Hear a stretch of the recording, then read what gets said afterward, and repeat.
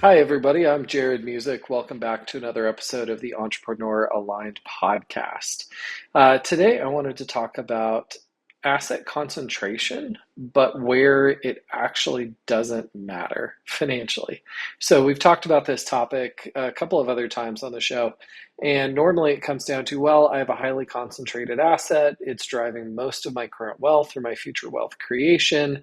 How do I mitigate that risk? I have company stock or, I have ownership shares in my business or something like that where my future success is highly dependent on this single asset performing really well. As an entrepreneur, most of the time, you can't get around that. Your business is going to drive the financial outcome for you and your family, particularly if it's prior to your first exit. Now you have a second exit, a third exit, those tend to get lower and lower in priority because ideally you're raising investor money, you're going in with partners, you're not putting your entire net worth at risk again to do a second or a third business. But in your first, you typically are. Similarly, if you were working at, Apple and equity-based comp drove most of your compensation package and you accumulated that over and over a course of a number of years, that could become the determinant of your ultimate wealth. So now I wanted to talk about, okay, what if you have an asset concentration in something, but it no longer drives your financial outcome? How do you actually think about that? And this was driven by two different conversations that we've had recently with two different clients. One had been an early employee, kind of right on the cusp of being a founder of a closely held business that ended up going public. So they got a large block of shares. The business ended up exiting or going public rather, and they exited out of the business. So they had all of these shares and we helped them really risk mitigate, diversify a lot of that, do a lot of other personal things that they wanted to do, but they're still holding around 15% of their net worth in this one particular stock. There's very large embedded capital gains that are part of that. There's also just, some emotion that's tied to it because that was a company that they really loved, believed in, that drove their wealth accumulation to new heights, and they wanted to hold some of it. So the conversation that they've been having is, well, is this still appropriate? Or should I be doing something else with it? The second case is another client who actually did a lot of crypto trading and investing, started with a low six-figure dollar amount after a business exit that they were going to put into there, and had some time in between business one and business two, and ended up doing very, very well and taking that into multiple seven-figure territory. And that's their question as well, right? Should I continue doing this? Do I need to put it in other places?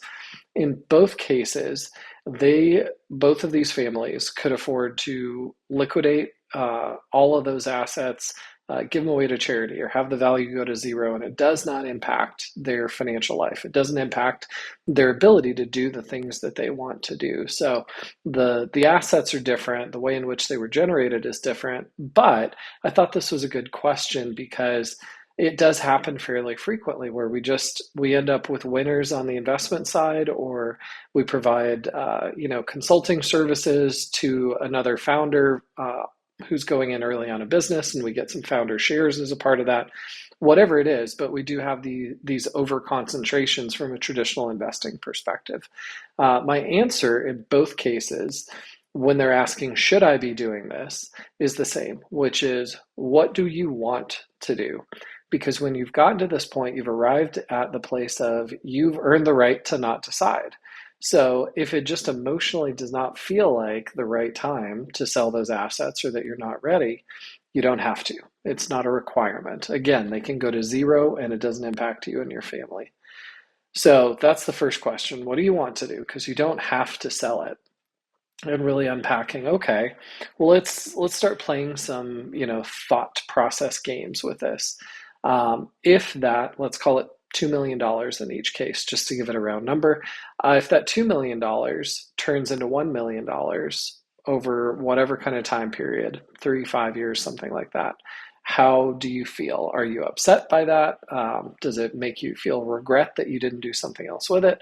Or do you still like the original investment that you held and would you want to continue to hold it and see if it comes back at some point in the future?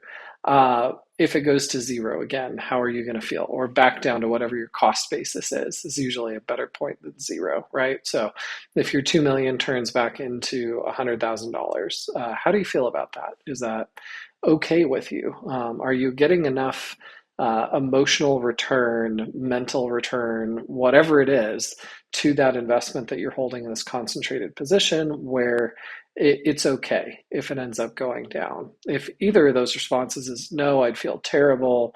I wouldn't be able to talk to my significant other about it. I'd have this regret that I didn't buy a vacation home with it, or set up trusts for my grandkids, or whatever it is, whatever you would define to be a better use of capital. Then it's probably time to look at diversifying, because concentration in investments is the fastest way to create and destroy wealth.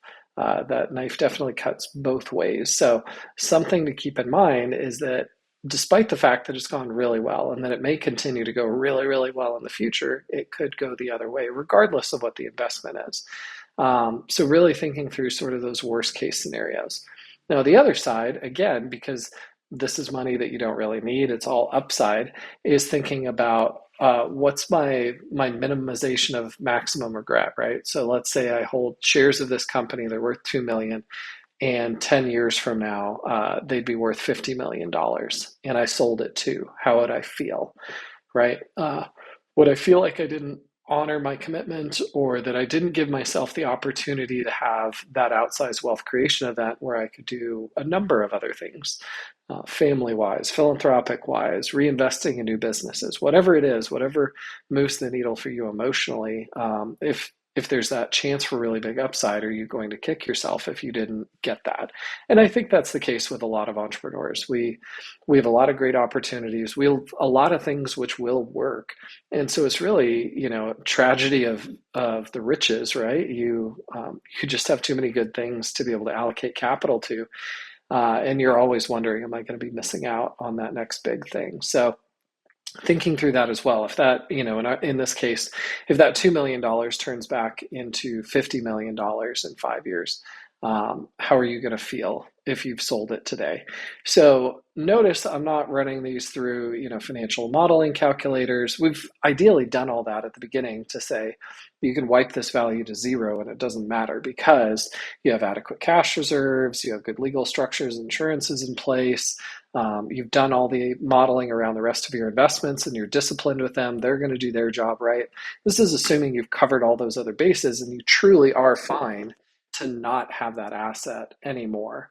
You've given yourself the freedom here to decide. So notice we've just sort of asked questions on the reasonable edges of what could happen. I'm not asking, what if this turns into $500 million, which some of these investments theoretically could, right? But that's really difficult conceptually to think about. 2 million to 50 million, yeah, that tends to happen more often. We see it as entrepreneurs and go, okay, I can at least conceptualize what that would look like.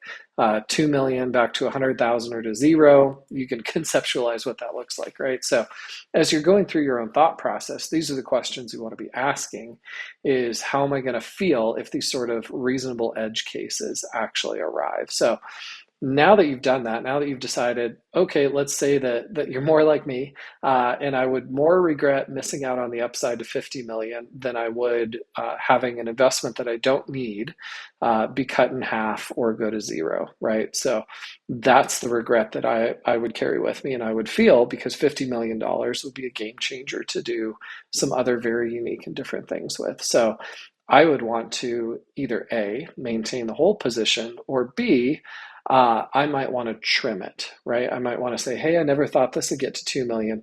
I'd like to cut that in half. I'll go ahead and sell the million. I'll pay my $200,000, $250,000, $300,000 of capital gains tax, depending on all the other pieces that come into play there, where you live, what the rest of your income looks like, et cetera, et cetera. But I'm going to pay a couple $100,000 in capital gains tax and take the net amount, and I'll put that in my investment portfolio, or I'll put that, in education accounts for my kids, or we'll do something really personally meaningful as a family.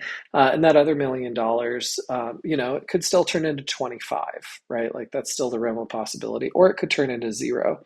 that to me personally would feel like I'm being prudent, and I'm also giving myself the opportunity at this very, very outsized positive outcome. So that's something that you have to ask yourself.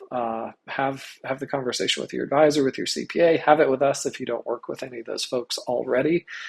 This is what we do. These are the conversations that we have. But highly concentrated investments, when you're already past the we made it across the board financial position, is truly a wonderful problem to have, but it doesn't mean that it isn't emotionally challenging.